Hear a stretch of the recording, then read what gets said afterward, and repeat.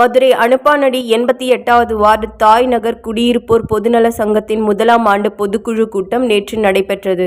இந்த கூட்டத்திற்கு கீரைத்துறை காவல் ஆய்வாளர், மாமன்ற உறுப்பினர் பிரேமா புமிட்டி ராவ், திமுக வட்டச் செயலாளர் என். தாமோதரன், மாநகராட்சி இளநிலை பொறியாளர் வி. மனோகரன், தாய் நகர் குடியிருப்போர் பொதுநல சங்கத்தின் சட்ட ஆலோசகர் வழக்குரைஞர் செந்தில்நாதன், RTI சமூக ஆர்வலர் ஹக்கீம் ஆகியோர் சிறப்பு அழைப்பாளராக கலந்து கொண்டு பேசினர்.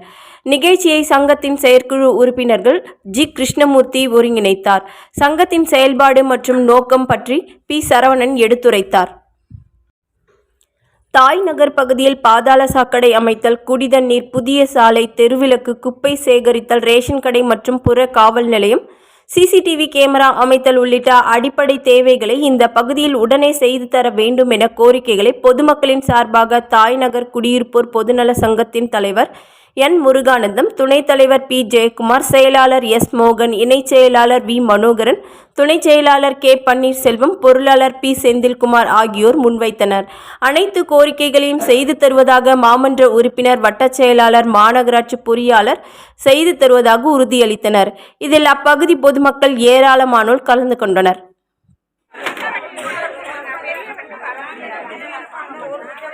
நீங்கள் சொல்லியிருக்கீங்க, கண்டிப்பாக இந்த அடுத்த நாளையிலேருந்து உங்களுக்கு ரெகுலராக வந்து குப்பை எடுக்கிறதுக்கு நான் வந்து சொல்லிடுறேன். நான் கண்டிப்பாக வருவாங்க.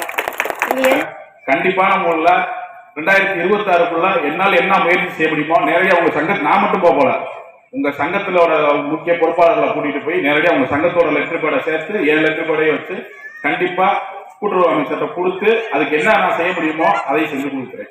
அதே மாதிரி CCTV கேமரா காவல் ஆய்வாளர் சொல்லி கண்டிப்பாக போட சொல்லியிருக்கேன். அடிக்கடி மூவிங் வராங்க.